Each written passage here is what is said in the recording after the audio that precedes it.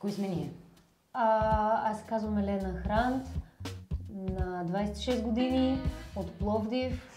Завършила съм за актриса, занимавам се с преподавателска дейност, с актьорска дейност, в киното и в театъра. Работя последните няколко години като изпълнителен продуцент. Няколко неща съм снимала като режисьор, но това не е важно. Аз съм Татяна и танцувам на пилон. Така, заедно снимахме късометражния филм Отврат през 2023 година. Пържихме се 5 дни на едно слънце. Да, беше страхотно. Аз бях в един студен английски репетиционен процес, когато тя един ден ми влезе със съобщението: моля ти се, виж този сценарий, искам нещо да направим. И аз викам, добре. И се прибрах и се видяхме и аз си казах, ние няма да кандидатстваме никъде, защото просто ще убием всякакъв дух и творчество на това, което искаме да направим, защото сценария на филма е по реална история, която Татяна има от своето детство. И аз си казах, че не искам да убиваме живота на нейния текст, на нейния сценарий, на нейната идея и предложих да си намерим друг начин, по който да си намерим пари, за да го снимаме. То ние без това го убихме. Ама по друга линия. Но истината е, че ние реално кандидатствахме някъде, защото филма е копродукция с английската компания Чудаци и кандидатствахме за финансиране към... Някаква банка ни даде пари от някъде. От Англия. Линия, да. От Англия ни беше даде пари. много яко. И така го разбрахме в последния момент. Ние всъщност не знаехме, че сме спечелили пари, между другото. Да. И изведнъж получаваме някакво обаждане. Другия продуцент, който от английската страна, казва: ами аз бях в един разговор да ни дадат фидбак хората за сценария и за кандидатстването ни и всичко друго, защото беше много сложно кандидатстване. Много по-различно от това, което тук обикновено правим. И те му казали: ама вие нали сте одобрени? И той казал: как така сме одобрени за финансиране? И така го разбрахме и примерно 5 дни по-късно ни преведоха сумата и беше вау. Да, аз си бях счупила ръката и дори не можех да вдигна телефона тогава, за да разберем какво е станало. Аз бях на един обмен във Франция. Казах: спечелихме пари. Ме поканиха ни и се съгласихме, защото рядко ни канят на каквото и да било, понеже не сме много популярни. Не знам, защо не сме. Аз танцувам на пилон. Да участваме, защото е през лятото, защото е готино, защото не е в София баш. Защото инициативата е много хубава. Да, и ще са някакви други хора. Някакъв експожър. На мен много ми харесва това в събитията, че те са...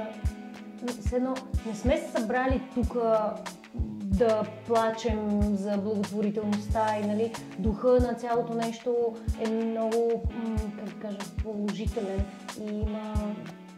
Не мога да се изразя. Всички са така. Просто едно събитие, което някакси носи радост, хората идват, нещо си купуват, имат нещо за себе си, срещат се с други хора, защото много хора примерно се продават и някакво изкуство, нали, правят, ето картини, започнаха да се продават или бижута и така нататък. И покрай всичко това ти знаеш, че хем си отишъл да си прекараш добре на това събитие, да послушаш някаква готина музика, да гледаш модното ревю, което е супер смешно. И същото време знаеш, че там и на тебе ти е хубаво, ама ти правиш нещо хубаво също време. А не ти, примерно, за сметка на тия хора, или пък аз сега тук ще се жертвам за тия хора, ще дам какви си пари, ами някакси двете неща се допълват взаимно много хубаво. Някакъв баланс и някаква лекота има в цялото, без да се чувстваш задължително ангажиран. Може да очаквате от нас късометражния филм Отврат с режисьор Татяна Йолин, с сценарист Татяна Йолин, с монтажист Татяна Йолин, по идея на Татяна Йолин. Може да очаквате едно късофилмче, което е по реална история, което се занимава с доста важни теми, като дискриминация, расизъм. Действието му се развива в началото на този век, около 2000-та година сме го заложили, когато е било нашето детство. Да. И така една много малка случка между едно момче и едно момиче и как се развива тя, какви са възприятията на децата отвъд някакви етикети, стигми, които ни се слагат, че нали, в крайна сметка пък всички сме хора. Имаше ли някакъв смисъл в това изобщо, което казах? Беше ми възложена задачата да кажа, както така и да направя организацията на целия кинодепартамент на събитието Отворени гардероби на 15 юни. И по този повод искам да кажа, че имах честа, радостта, удоволствието и всичко друго да бъда изпълнителен продуцент на пилотен епизод на сериала Отбор, който е първият пилотен епизод на Сдружение Суматоха. Нашият сериал Отбор е с режисьор Елена Телвис и с сценаристи Йоан Попов и Теодор Кисьов. Там историята е доста по-различна. И последният филм, който ще участва, е филмът на Веселка Кунчева «Мона Лиза». Едно много кратко филмче, което аз видях за пръв път, мисля, че няма значение, на един кинофестивал, където имаше селекция от късометражни филми. И го гледах и си казах, боже, какъв е този филм! И накрая си казах, естествено, че е на Веселка Кунчева, защото накрая осъзнах отначало, че е нейн. И така, надявам се хората да се развълнуват. Той е така малко като миниатюра, много хубаво, много топло усещане. Нещо много мъничко гледаш и ти остава много хубаво усещане. Не е било любов от пръв поглед. Може би е отскоро при мен, преди 7-8 години. Аз преди надвис бях гледала само 5 филма, 3 от които бяха Индиана Джонс. Така че по-скоро някаква постепенна такава задължителност ми се случи и взе, че ми скефи.